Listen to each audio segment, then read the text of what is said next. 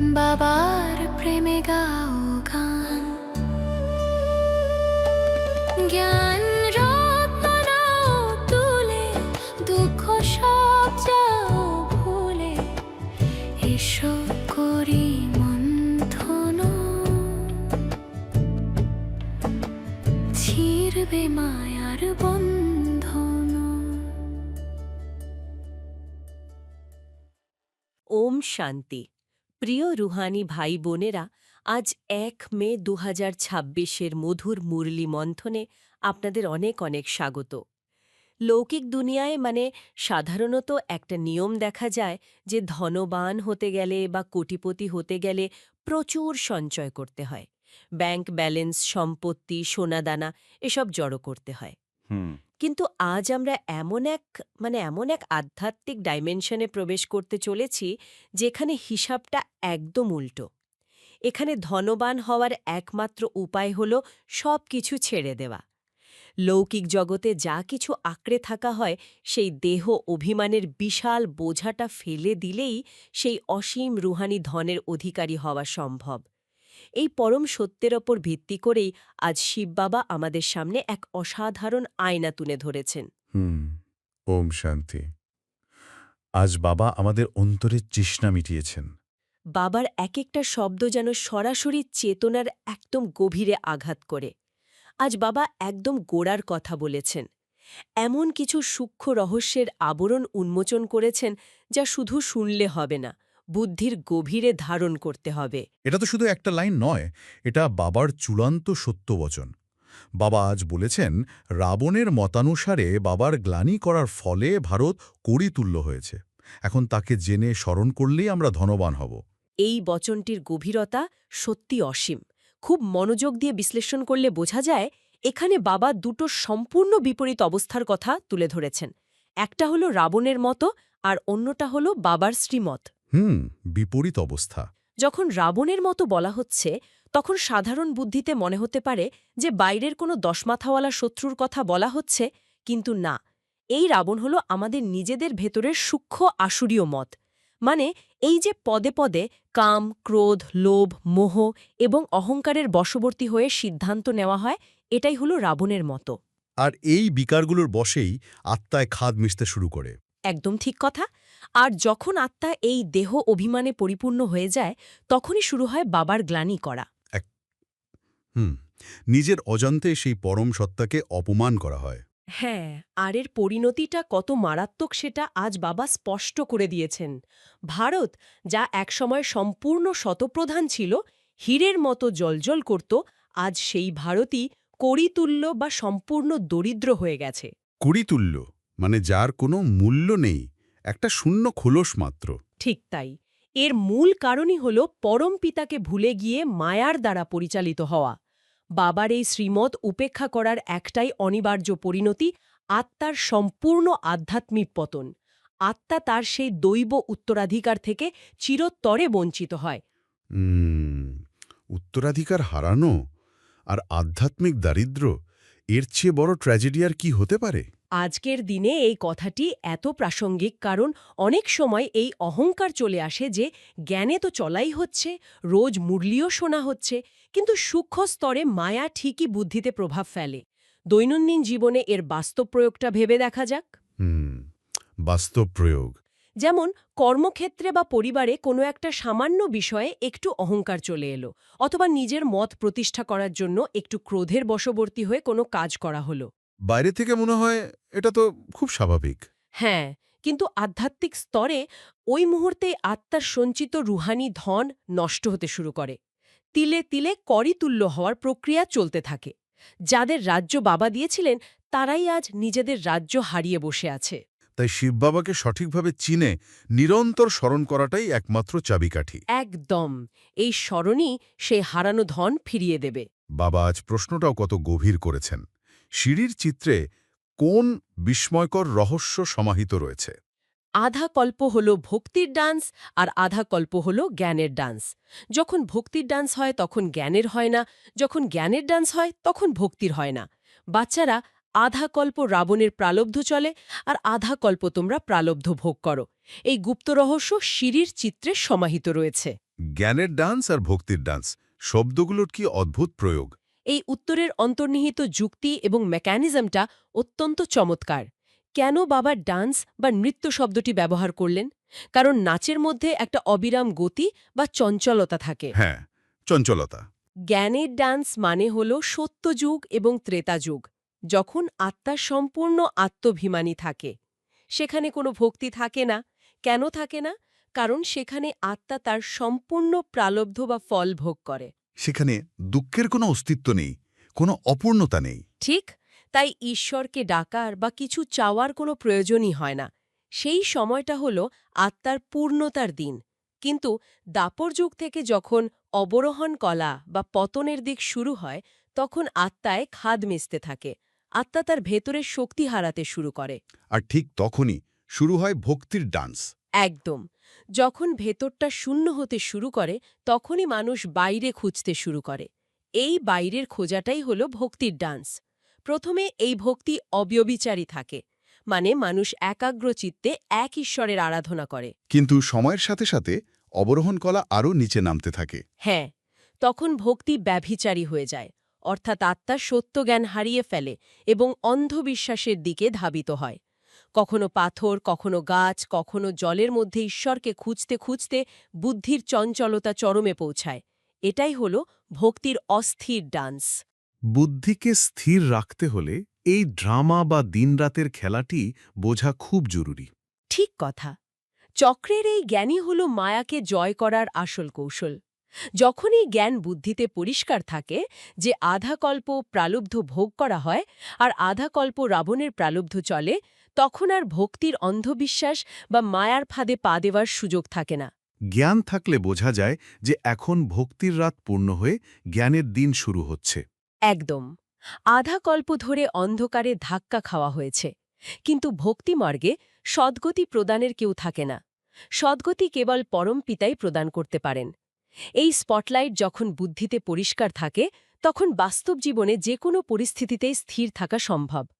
চারপাশের দুনিয়ায় যখন সবাই হাহাকার করছে, তখন এই জ্ঞান একটা ঢাল হিসেবে কাজ করে। বাবা যখন সিঁড়ির চিত্রে অবরোহণ কলা এবং কল্পবৃক্ষের নাটকের ব্যাপারে বলেন, তখন বোঝা যায় উনি আমাদের কত স্নেহ করেন। এই কল্পবৃক্ষের নাটক বা উল্টো গাছের ধারণাটা বাবা কত নিখুঁতভাবে বুঝিয়েছেন।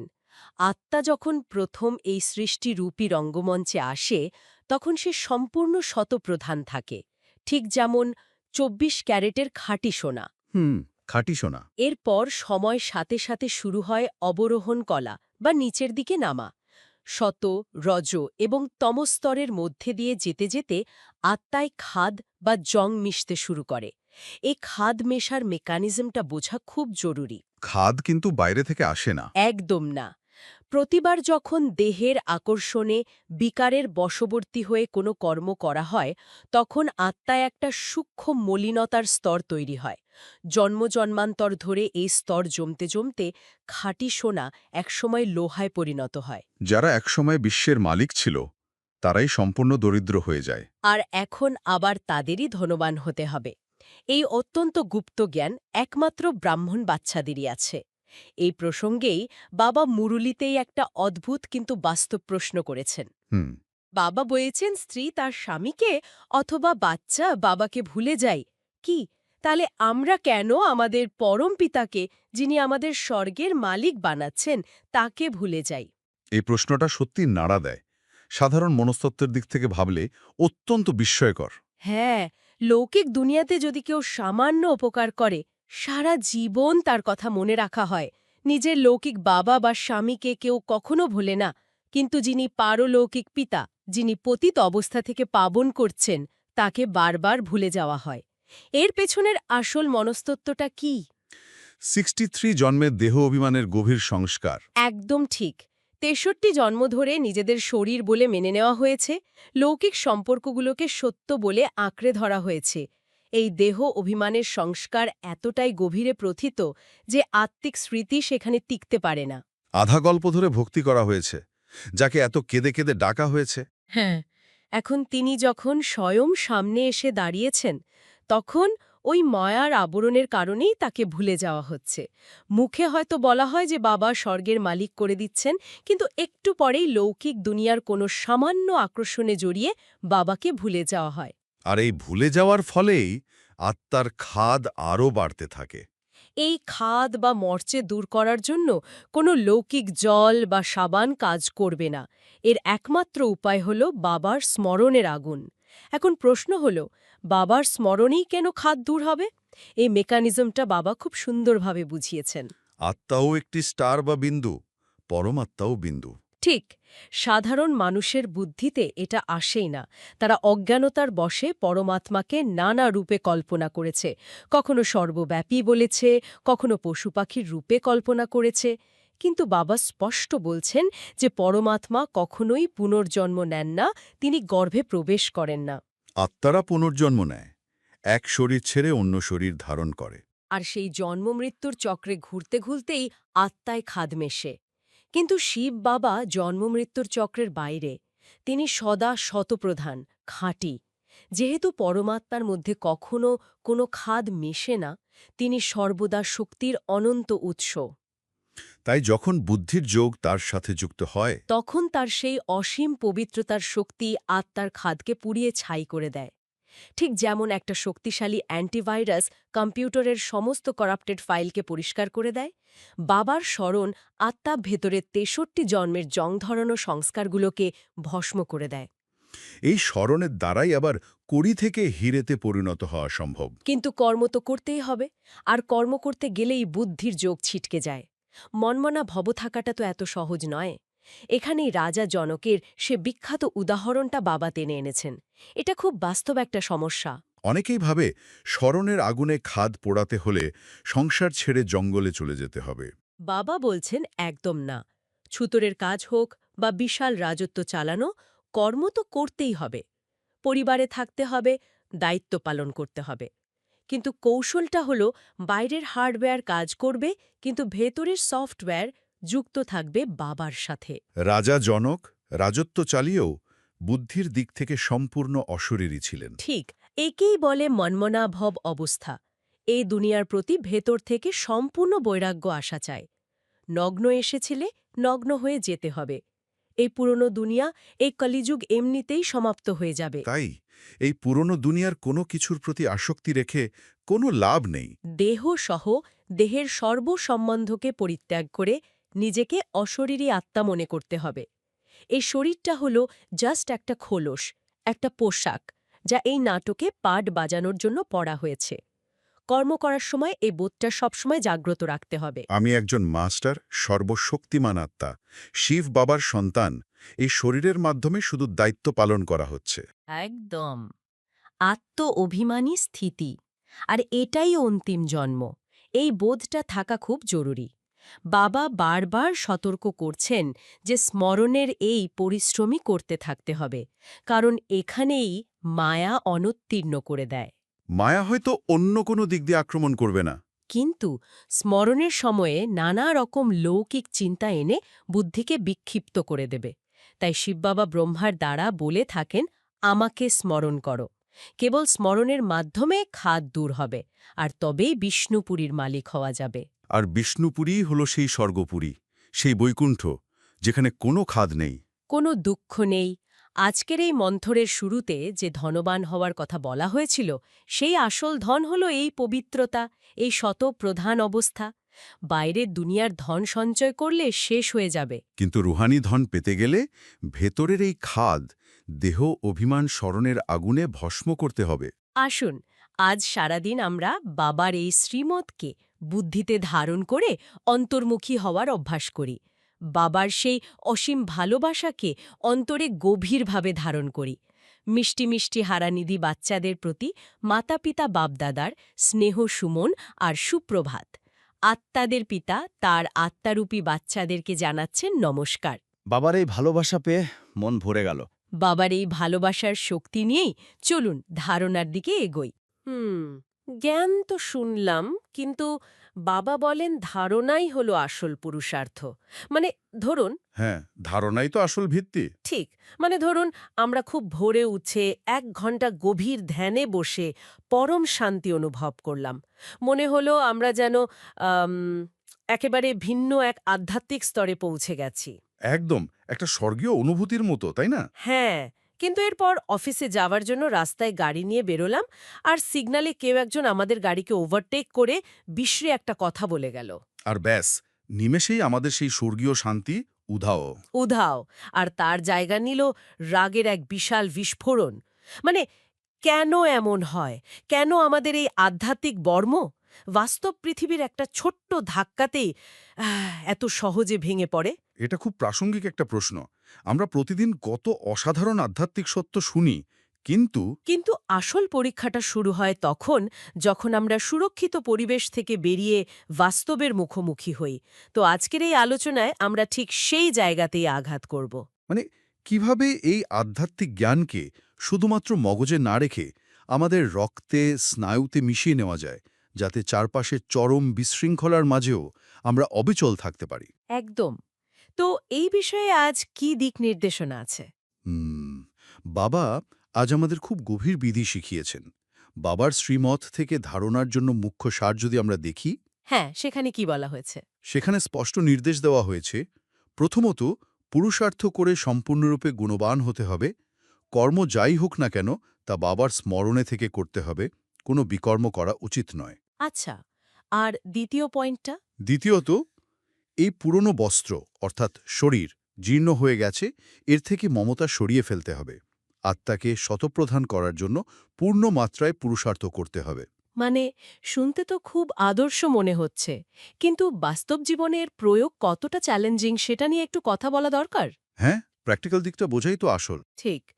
এই যে প্রথম পয়েন্টটা, কর্ম যাই হোক না কেন স্মরণে থেকে করতে হবে, এটা বলা খুব সহজ, কিন্তু বাস্তবে এটা একটা বিশাল বড় বাধা।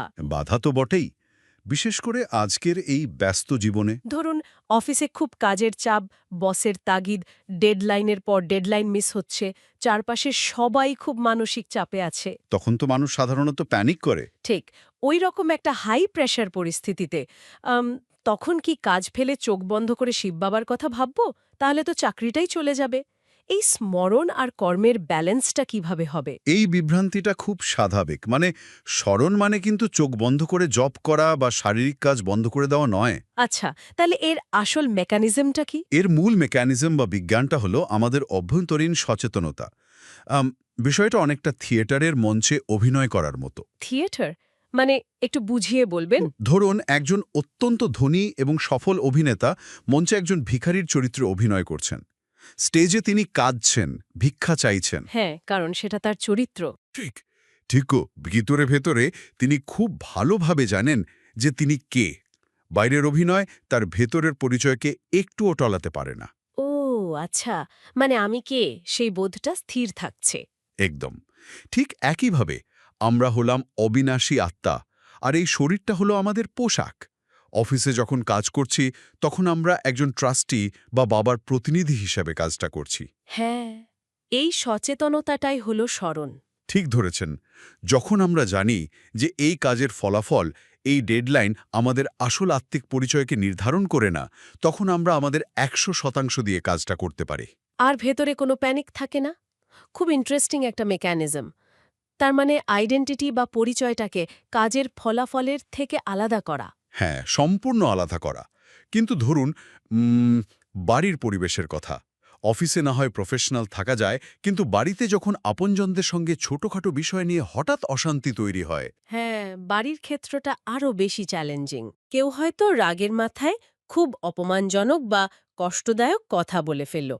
তখন তো আমাদের বায়োলজিক্যাল রিয়াকশন হয়, অ্যাড্রিনালিন হ্রাস হয়, হার্টবিট বেড়ে যায়। তখন তো পাল্টা আক্রমণ করাটাই স্বাভাবিক প্রবৃত্তি মনে হয়, তাই না? একদম। তখন এই সম্পূর্ণরূপে গুণবান হতে হবে বা কোনো বিকর্ম করা যাবে না। বাবার শ্রীমত কিভাবে প্রয়োগ করব? ওই রাগের মাথায় কিভাবে নিজেকে নিয়ন্ত্রণ করা সম্ভব? আসলে এই বায়োলজিক্যাল রিয়াকশন বা ফাইট অফ ফ্লাইট রেসপন্স তখনই ট্রিগার হয় যখন আমরা বডি কনসিয়াসনেসে বা দেহ অভিমানে থাকি। মানে ইগোতে আঘাত লাগলে?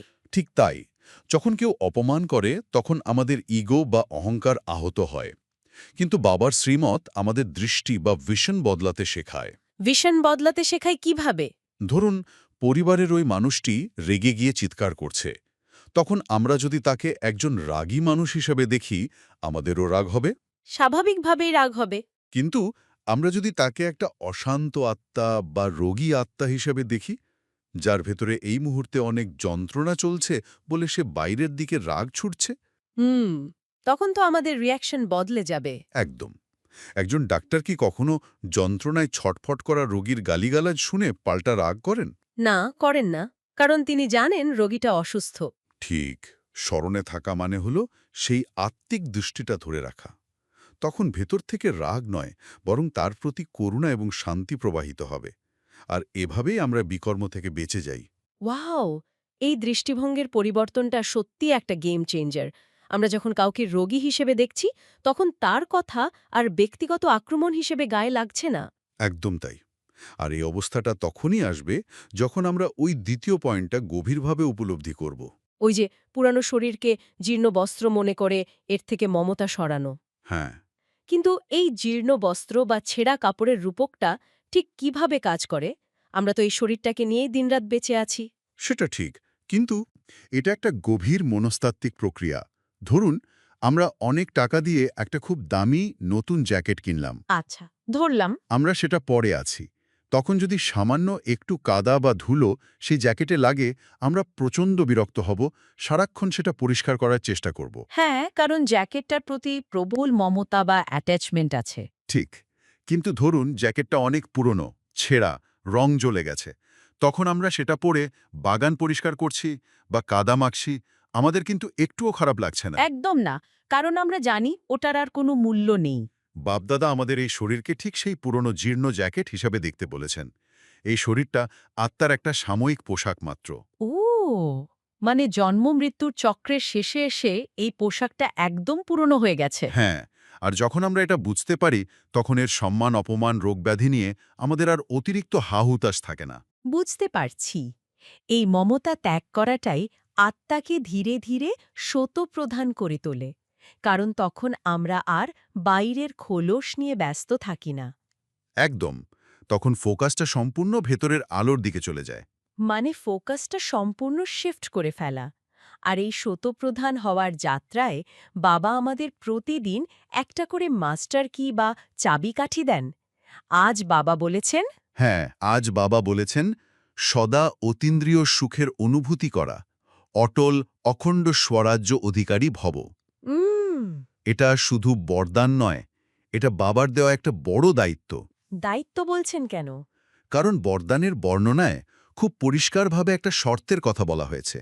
বলা হয়েছে যে বাচ্চারা সঙ্গম যুগে অতীন্দ্রিয় সুখের উত্তরাধিকার সদাকালের জন্য প্রাপ্ত করে নেয়। আচ্ছা, মানে যাদের বাবার উইলের ওপর সম্পূর্ণ অধিকার থাকে, তারাই উইল পাওয়ার যুক্ত হয়। তাদের অভঙ্গ অটল অতীন্দ্রিয় সুখের অনুভূতি হয়। তাহলে তারাই ভবিষ্যতে স্বরাজ্যের অধিকারী হবে। হ্যাঁ, এই রকম ওয়ারেস অর্থাৎ সম্পূর্ণ উত্তরাধিকারের অধিকারী ভবিষ্যতে অটল অখণ্ড স্বরাজ্যের উত্তরাধিকার প্রাপ্ত করে। এই জায়গাটা একটু ভেঙে বোঝা দরকার। এখানে দুটো খুব শক্তিশালী শব্দ ব্যবহার করা হয়েছে, উইলের ওপর অধিকার এবং উইল পাওয়ার। হ্যাঁ, শব্দ দুটো খুবই তাৎপর্যপূর্ণ। জাগতিক জগতে যখন কোনো পিতা তার সম্পত্তি সন্তানের নামে উইল করে যান, তখন সন্তানের ভেতর একটা অদ্ভুত আত্মবিশ্বাস চলে আসে। সে জানে তার ব্যাকআপ আছে। একদম ঠিক। কিন্তু আধ্যাত্মিক জগতে পরমপিতা শিব বাবা আমাদের ঠিক কি উইল করে দিচ্ছেন, আর সেই উইল পাওয়ার কিভাবে কাজ করে? খুব ভালো প্রশ্ন। শিব বাবা তো আর আমাদের কোনো ব্যাংক ব্যালেন্স বা জাগতিক সম্পত্তি উইল করে দিচ্ছেন না। সেটাই। তিনি তার নিজের গুণগুলো, মানে অসীম শান্তি, পবিত্রতা, আনন্দ এবং শক্তি আমাদের উইল করে দিচ্ছেন। আচ্ছা, আর এই অতীন্দ্রিয় সুখের ব্যাপারটা? অতীন্দ্রিয় সুখ মানে ইন্দ্রিয়ের সুখ নয়। ভালো খাবার খেলে বা মানুষ প্রশংসা করলে যে সুখ হয়, সেটা পরিস্থিতির ওপর নির্ভরশীল।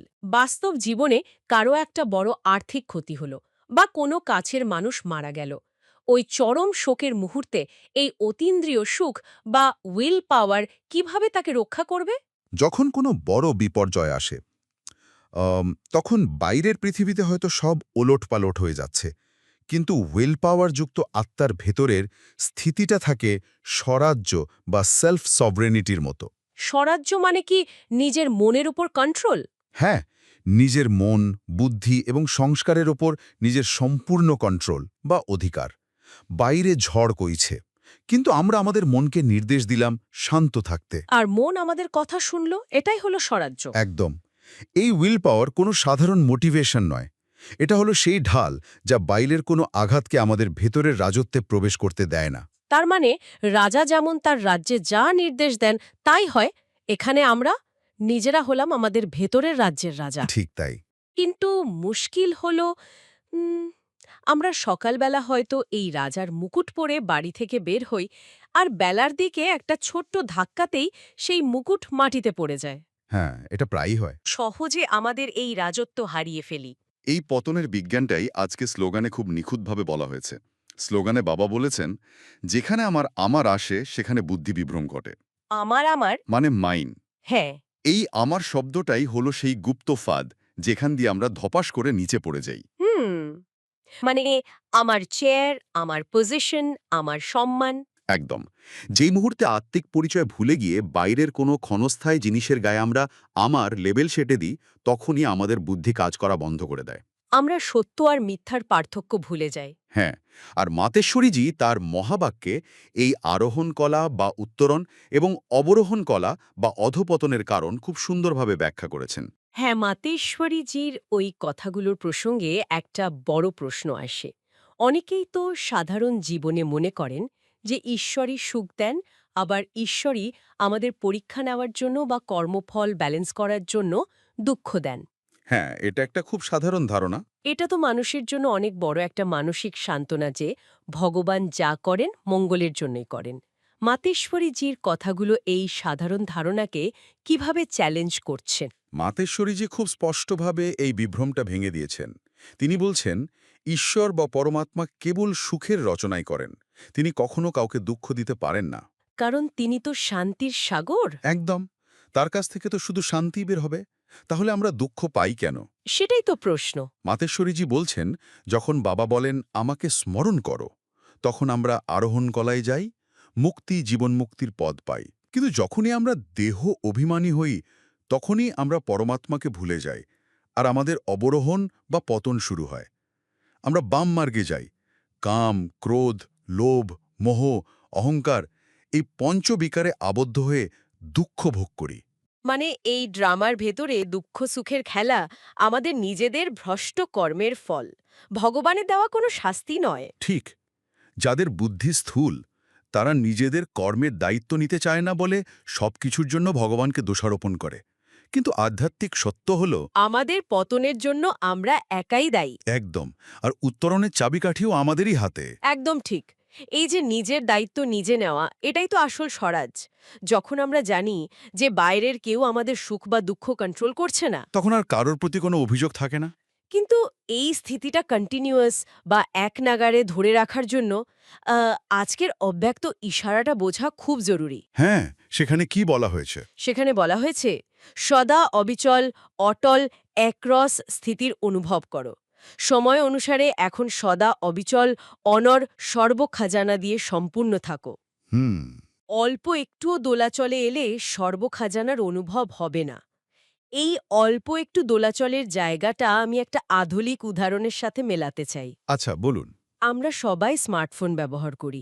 আমরা হয়তো সারা রাত ফোন চার্জ দিয়ে সকালে 100% ব্যাটারি নিয়ে বেরোলাম। হ্যাঁ, ফুল চার্জড। কিন্তু আমরা খেয়াল করলাম না যে ব্যাকগ্রাউন্ডে খুব হেভি একটা অ্যাপ চলছে। হতে পারে সেটা আমাদের ইগো বা লোকে কি ভাবছে সেই চিন্তা। দারুণ একটা তুলনা। আমরা হয়তো বাইরে থেকে খুব শান্ত আছি, কিন্তু ওই অল্প একটু দোলাচল বা ব্যাকগ্রাউন্ড অ্যাপ আমাদের ভেতরের আধ্যাত্মিক ব্যাটারি বা খাজানাকে নীরবে ড্রেন করে দিচ্ছে। আর দুপুরবেলা আমরা বুঝতেও পারলাম না কেন আমরা ভেতর থেকে এতটা শূন্য এবং ক্লান্ত বোধ করছি। অসাধারণ একটা মেটাফোর। মানে ঠিক এটাই ঘটে। বাইরের জগতে যখন আমরা কোনো পদবি, সম্মান বা নাম যশ পাই, তখন আমরা খুব খুশি হই। কিন্তু সেই খুশিটা হলো বিনাশী বা কন্ডিশনাল। একদম। যখন সেই সম্মানটা চলে যায় বা কেউ সমালোচনা করে, তখন সাথে সাথে আমাদের খুশিটাও ড্রেন হয়ে যায়। পাই কি? বাবার দ্বারা প্রাপ্ত হওয়া যে খাজানা, যে অবিনাশী খুশি, সেটা ধরে রাখার একটাই উপায় হলো ওই ব্যাকগ্রাউন্ড অ্যাপগুলোকে বন্ধ করে দেওয়া। অর্থাৎ পরিস্থিতি যেমনই হোক না কেন, ভেতরের স্থিতিকে অবিচল, অনড় এবং একরস রাখা। কোনো মানুষের আচরণ বা কোনো জাগতিক ক্ষতি যেন আমাদের ভেতরের রাজ্যকে টলাতে না পারে। তো আজ বাবা আমাদের ভক্তি ও জ্ঞানের ডান্সের পার্থক্য এবং আত্মাকে শতপ্রধান করার স্মৃতি দেওয়ালেন, এবং শেষে সদা অতীন্দ্রিয় সুখের অনুভূতি করা অটল অখণ্ড স্বরাজ্য অধিকারী ভব দিয়ে বিদায় নিলেন। একদম। এখন আমরা কিছুক্ষণের জন্য বাইরের সমস্ত কোলাহল এবং চিন্তার জাল থেকে নিজেদের গুটিয়ে নেব। চারপাশের পরিবেশ থেকে মনকে সরিয়ে আনব। অনুভব করব যে আমরা এই জীর্ণ বস্ত্রের ঊর্ধ্বে একটি চৈতন্য, জ্যোতির্ময় বিন্দু ভ্রুকুটির মাঝখানে জ্বলজ্বল করছি। এ শরীরের পরিচয়, সমস্ত দেহ অভিমান আর আমার বোধ এই পুরনো জ্যাকেটের মতোই আমাদের থেকে খসে পড়ছে। আর ওপর থেকে, পরম ধাম থেকে শিব বাবার পবিত্র কিরণ সরাসরি আমাদের ওপর এসে পড়ছে। বাবার সেই শক্তিশালী কিরণ আত্মাকে তার আদি শতপ্রধান স্বরূপে ফিরিয়ে নিয়ে যাচ্ছে। অনুভব করব সেই অতীন্দ্রিয় সুখ, যা আমাদের নিজস্ব স্বরাজ্যের প্রকৃত অধিকার। বাইরের কোনো ঝড়, কোনো শব্দ, কারো কোনো আচরণ আজ আমাদের টলাতে পারছে না। আমাদের ভেতরের রাজ্য সম্পূর্ণ সুরক্ষিত। আমরা সম্পূর্ণ অবিচল, অনড়, একরস স্থিতিতে স্থিত। এই অটল শান্তি আমাদের আসল স্বরূপ। আসুন বাবার সামনে প্রতিজ্ঞা করি, আমি অটল অখণ্ড স্বরাজ্য অধিকারী আত্মা, সর্বদা অবিচল। কমেন্টে লিখুন স্বরাজ্য অধিকারী। আমাদের এই সংকল্পই হোক বাইরের দুনিয়ার সমস্ত সংঘাতের মোকাবেলায় প্রতিদিনের রক্ষা কবচ। ওম শান্তি। ওম শান্তি।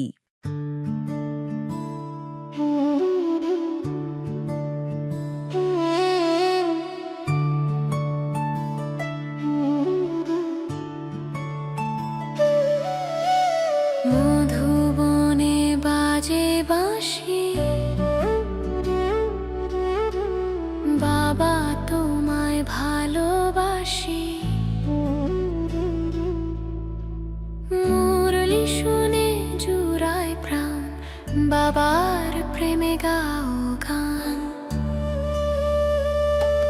জ্ঞান রত্ন নাও তুলে, দুঃখ সব যাও ভুলে, এসো করি মন্থন।